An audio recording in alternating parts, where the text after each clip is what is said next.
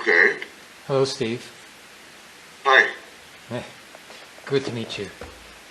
I'd like to Here. begin by sort of, letting us introduce ourselves to each other. And I'm a lifelong political activist, from my mother, who was a refugee survivor who escaped from the Warsaw Ghetto, as you might know.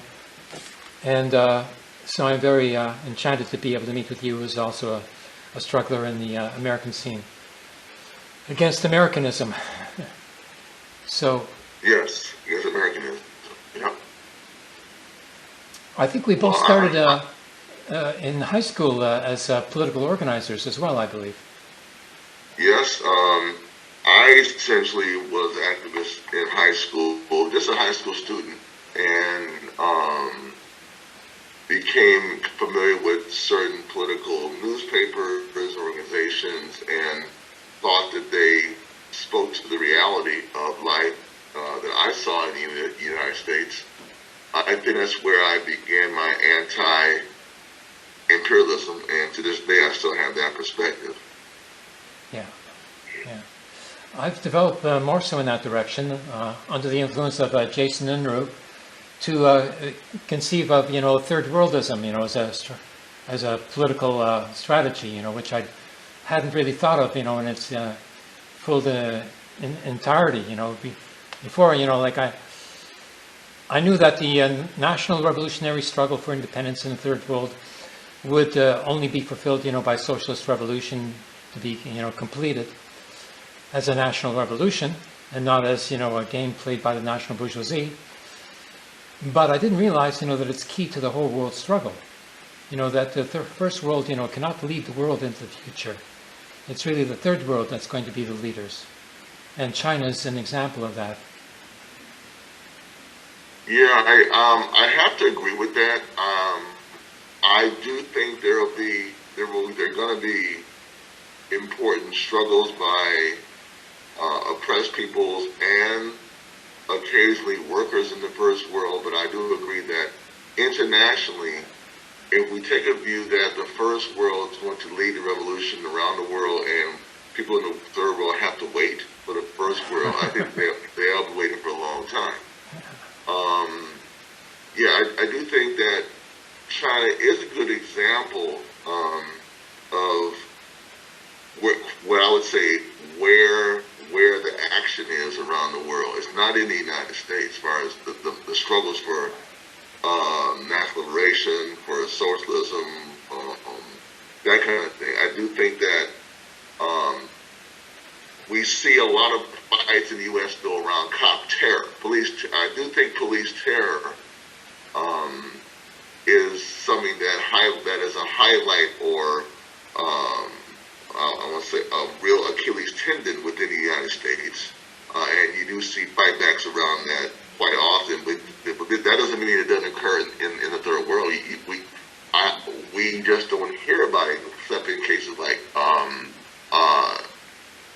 Nigeria a few years ago. There was a struggle against a police unit, a police terror unit thing, or or in South Africa, where we're starting to see more struggles against the army coming in to quell rebellions. So I do think there's some things that are going to occur in the U.S. that are very important. But to maximize U.S. or France or Great Britain or Italy or Germany over the rest of the world, and as far as our analysis, I think it's a mistake. Also, much of the production as capacity has moved outside, at least outside the United States. It's moved to the third world. So as far as working class, if you want to take working class analysis, a pure working class analysis, you'd have to say, well, the working class is, international. So you have to look around the world to see what the working class and the poor are doing instead of fighting back and attempting to organize. Mm-hmm. Yeah. There's a recent sort of kind of a political talk that I saw coming, mostly from the United States, political culture, when they were talking about, critical race theory or intersectionality and all of that Right. sort of, talk, that was Right. generated initially by the second wave or third wave of feminism. But I find it sort of, like surprising in a way, like, because for me it's like natural, like I was raised that way, in the Jewish Bund, that my mother was from, the Jewish socialist movement in Warsaw, and she was in the working class, the whole family was in the working class. And everybody, like was supporting the Jewish Bund at the time, like the Zionists were like 8%, popular vote, 8%, for the Zionists, 10% for the Orthodox, and like, 75%, for the Jewish Bund, because, the Jewish working class was socialist. And, they called for, survival, and they couldn't survive, because they were boycotted or excluded, like an apartheid kind of a system, in the Christian nation state, in which, Jewish people weren't, permitted to work, in the big industry, they were always pushed into the marginal sectors, the lower working class, the lumpen, small shop owners and all that sort of stuff. So they said, if the state would exist to protect, the Christian nation state, who's going to protect us? So, we need national cultural autonomy. And so they argued for that, that was the program. And on that, they won the election, in Jewish municipal elections. Jewish national autonomy means, security, having own security, having your own self-sustaining, economy, and it means, like protection, from the majority population. So now I see, the same thing is happening, in terms of other social formations, like, first of all, the women, which is not just a minority, like it's a majority of the population, 51% actually. So then that kicked off, okay, now the black nation existed, conceptually in political theory, before, in the 30s especially, and it's coming back, and it has its identity, and it's calling, for self-defense, and to me, that's the same as national cultural autonomy. And if we're talking about a social revolution, we're going to have to talk about, giving place to national cultural autonomy for each of the oppressed national minorities. In particular, the First Nations. The native nations, will have to have their independence, national cultural autonomy, and not only that, but also territorial autonomy as well. So we need a whole new constitution, constitutional assembly, to do this sort of thing, where the majority of the delegates are from the working class. So. Yep. Yeah, and that's going to be, if you think about that, Dr. Weizfeld, the entire framework of what you would call socialist analysis or political discourse in the U.S. doesn't even address this. Yeah. It doesn't even talk about this. It's all about something else. So that's the importance of us having our conversation and trying to explore some ways this can occur, because you're right. Right now, it's really focused on the first world view, and the analysis which puts the First Nations, the Black Nation, the colonies, the U.S. colonies are never talked about. If you think about it, Hawaii, Alaska, Guam, Micronesia. I mean, the official colonies, Puerto Rico. There's always like some side issue when those are like the key issue, because all those people are denied self-determination. They're denied socialist development because of the capitalist framework in the U.S. So I think it's very important that we're talking about this. I really commend you for bringing that up, because it's not talked about at all. That's a very logical deduction there, because you can talk about the United States, the old colonies as well, like New Mexico, Texas, California, like it's very profound, it goes, includes all of history. Right, yeah. But, the United States is still pretty strong, like it's not sort of imminent. Very strong, But I very think strong. but the Third World Revolution will undermine, the clay feet of the U.S. empire eventually. And that shattered pretty quickly in Afghanistan recently. Boy, that was quite something. Yeah, the Afghan struggle, well, first of all, I think activists in the U.S. did a, excuse my language, a piss poor job of showing solidarity with Afghanistan, but we do a very poor job of that anyway. We're so focused on our noses and not the world. So, I mean, we have a lot of self-criticism within the U.S. But you're right. The Afghan situation fell apart very quickly. It just crumbled.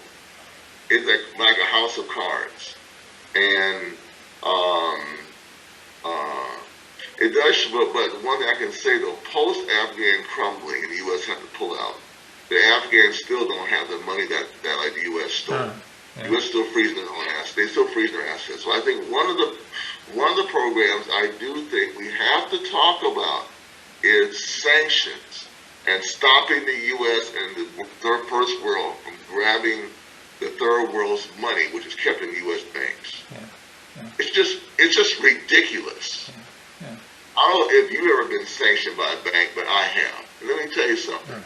It's a bad feeling. All of a sudden, your money's gone. Well, we got some order from somebody to take your money. Well, and you have no right. It's just like, well, they said, so it's the same thing. Well, we're going to take Iran's money and hold it for 10 years. Well, we want to, We're the U.S. We're the big, we got some law.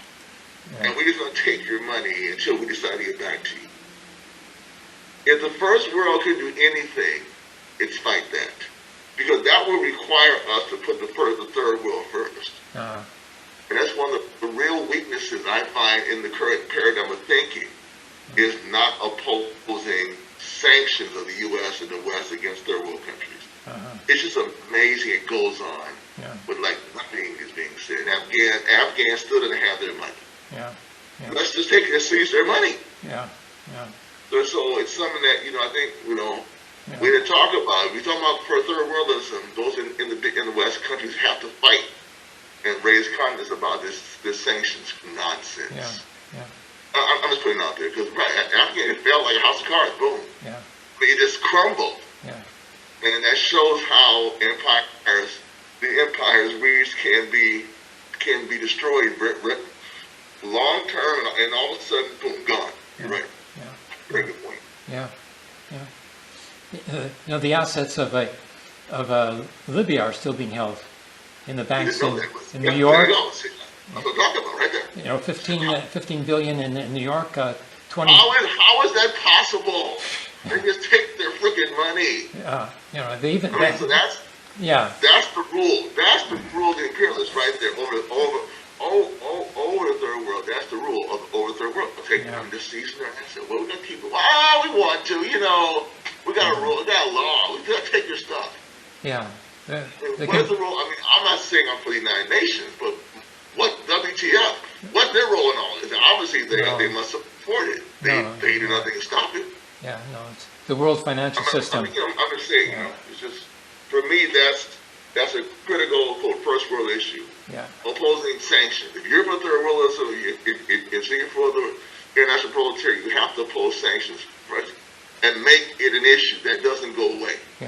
At least within consciousness. And I'm just saying, nothing will change unless we push on this. Because I did not even know that they had Libyan money still. I didn't know.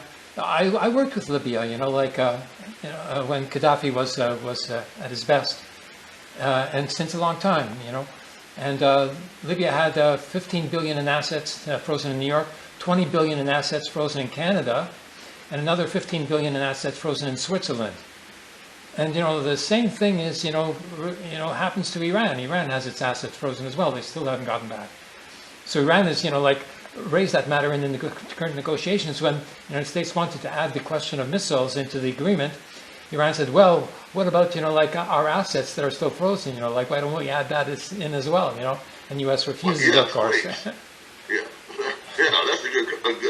Let's add that too. Matter of fact, let's put that first on the list. That's first on the list because like I said, if you have to work in person, the first thing they want to talk to the boss is what? Pay and benefits. That's my pay. So I can't do that. Agreed. Agreed. Right. There is so in the third world, Well, the Third World Revolution, national liberation struggles have been active, since the end of the Second World War. The United Nations started with 41 nation states, and then boomed into now, 143 from 41. And the 143rd is Palestine. They don't have a vote, they just have, a seat. Non-voting, recognized state. Right. So, so, which means nothing, it's like... It means colony. Yeah. So... It means somebody is something, it means something that's not right. Yeah. That's what it means. Well, this is the... November 29th is the anniversary of the 1947 partition resolution, which gave, a big chunk of Palestine to the Zionist nation state.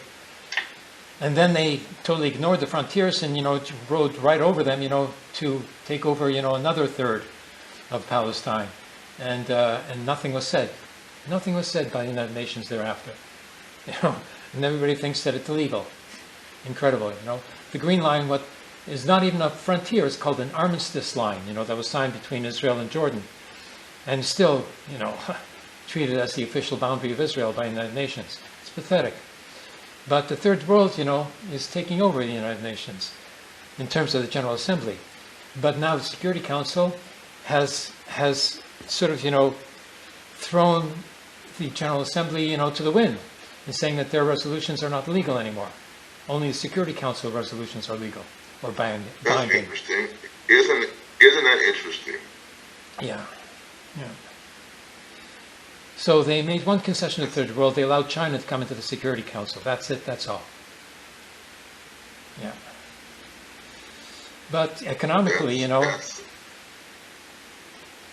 it's pathetic. That's interesting. That's interesting. I did not know that.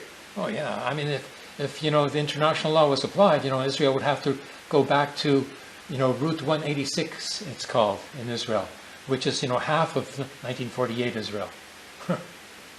If international law was actually applied. The UN could send in peacekeeping troops and just push them back. But at least they should do so for the West Bank to protect it, the Palestinians there from the fascist settlers. We've been asking, for international peacekeeping troops to come in there to protect the Palestinians. That's one of the demands that we formulated. Well, let me ask you this. Considering UN peacekeeping troops, we've seen their actions in Haiti, we've seen them in Congo, we've seen their actions around the world. Why, I'm just asking as a question, why should we have any faith that they can be effective? Or is that simply a political demand that we're making? Because those troops seem to be, they came to Haiti and spread cholera or raping the women, you know what I'm saying? It all depends. Is it more of a political demand? I'm curious. It all depends upon who controls, the selection of the peacekeeping troops, whether it's the Security Council or if it's the General Assembly. If it's the General Assembly, they'll choose, troops, from favorable countries, to protect the Palestinians for real. If not, then they can end up sending in Saudi Arabian troops, Yeah, well, we've seen Saudi Arabia's actions in Yemen. I think with our good friend Jamal Khashoggi. We kind of see what Saudi Arabia is about. I'm not saying that's one thing we've seen, but just within the last few years. Yeah. Hey, do you remember back when we spoke, when the beginning of the Black Lives Matter revolt was taking place? Right at the very beginning, and we were just, thinking and feeling, I think rather sad, about the most recent murder. Right. And yet, I felt that there was, I had a sense that, everybody would be feeling, this way, and that there would be, a motivation, to sort of break out of the impasse that the police were imposing upon people's liberties. And I felt like it was going to be a historic moment. Remember that. And it turned into, a generalized revolt, of 28 million people, the biggest revolt, in mass mobilization of people in American history. Right, it did. Yeah. think that that protest movement of a year or so ago, I do think that. Okay, here's what I think happened. Is my view. I think that millions of people stood up against the cop murder of George Floyd. I think it shook the imperialists to the core in the United States. They didn't know what to do. The demands about defund the police really went nowhere. That was killed. In the sense that, nowhere did that happen. But many activists joined groups like Democratic Socialists of America or other, activist groups. I do think that what encouraged me to be very candid was all the white people I saw in the streets. I was very impressed with them. Yeah. Because most people I saw in the streets where I went were white. Yeah. They were opposing the murder of a black man by a white racist police officer. Yeah. So I think that the consciousness didn't go anywhere. But what we saw was black faces on advertisement. What we see now. We see that. We've seen the squad come in and try to, provide some left cover for their Democratic Party pro-Democratic Party actions. We really didn't see a organizational capacity and movement that continued in that format, because these were mass spontaneous protests. So when that ends, those who got organized during this protest are going to continue to do something. I think DSA as a group got a lot of members, got a lot of I think college campuses in general are more progressive. At least the activism on college campuses maybe went to the environmental movement, groups like extraction. I think extinction. Some of these groups around environmentalism have gained members. I think among the black masses, unfortunately, the black politicians step up and try to gain the momentum for, well, we have to do this, and vote for more black elected officials and blah, blah, blah, which hasn't changed anything as far as the power dynamic. But we had but in the same time, when you have these cop terror trials that happen not the cop terror trials, but trials of Kyle Rittenhouse or the 3 people who murdered the black man in Georgia, it still gets attention because of the movement last year or a few summers ago around Black Lives Matter. So I do think that movement had an impact on social consciousness. What it hasn't had, in my view, is an organizational component. Like what group or groups have been able to galvanize that support and push it in a certain direction. I think that still needs to happen. But the attention to Kyle Rittenhouse, irrespective of the jury, the attention to what happened in Georgia, irrespective of the jury outcome, I think evolved and developed from that Black Lives Matter protest a couple years ago. So, I think that I do think among, I want to say 20-something, 30-something, even 40-something white people, I sense more recognition of racism in the society. I did. Because where I work, if you still see Black Lives Matters posters in windows or offices, and these are from white workers and white employees. You didn't see that before the George Floyd protest. No, you didn't. So you do see some, I think at least consciousness raising among that population, but I think it's good. I think it's positive.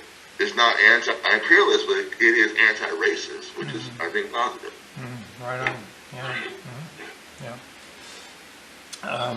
I came across some of my writings on China before, and I realized that the critique that I was making of the Popular Front as opposed to a united front Right. was something that could be applied to the United States because, like in the United States, you have the social democratic formation, the Democratic Socialists of America.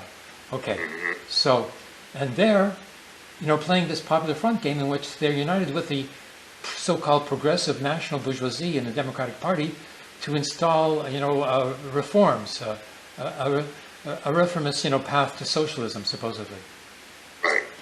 And yet it doesn't work. It hasn't worked. In China, it didn't work. It just resulted in the massacre of 1937-38. And Mao had to come out of that with a different strategy. And he did, and he was successful in doing so because it wasn't, a bourgeois revolution that they were making. In effect, it was a socialist revolution for real. And they learned that. And so the Popular Front, I think, is discredited, and it's discredited by the Democratic Socialists of America as well. And furthermore, I would add, it's discredited by the Popular Front that the Zionists had set up in the 30s. And you know who got sucked into that? Chomsky was into that. Einstein was into that. The big theorist Hans Kohn, all these cultural Zionists, who were for bicultural confederation under Zionist leadership. Well, it didn't happen, because the national bourgeoisie controlled the whole affair. It was, the project to set up a nation state for the national bourgeoisie so that they could have security, not the Jewish working class. So, the Popular Front is credited there as well. But in the United States, how to get out of that trap of the Popular Front strategy of Democratic Socialists of America? When is the Democratic Party going to split off? Its left wing. Aren't they going to learn, at one point that they're always going to be marginalized, like Bernie Sanders was, and that their only hope for actually achieving anything in their lifetimes is to actually break off and start the new society by starting a new political formation, United Front of all, all the movements and all the political formations that are called third-party formations, except for the fascists. But when could this possibly happen? I know the United States, is slow, and it's a third world country. It doesn't have much of a revolutionary potential.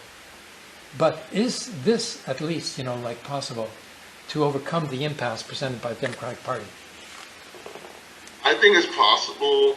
I think I mentioned to you maybe in another conversation that we weren't recording that there are people in the U.S. that I know of right now that are organizing committees to form what they call a labor party, and they are people from the left, and they are focusing on this kind of idea that the DSA approach, the DSA movement, is really about bringing people into the Democratic Party, albeit from a quote left or left of center perspective, and the attempt is to make it more. This movement I'm talking about is an attempt to develop a more labor-centered, activist-centered movement. I don't know. I do see what you're saying as far as the conflict that inevitably is going to happen within this DSA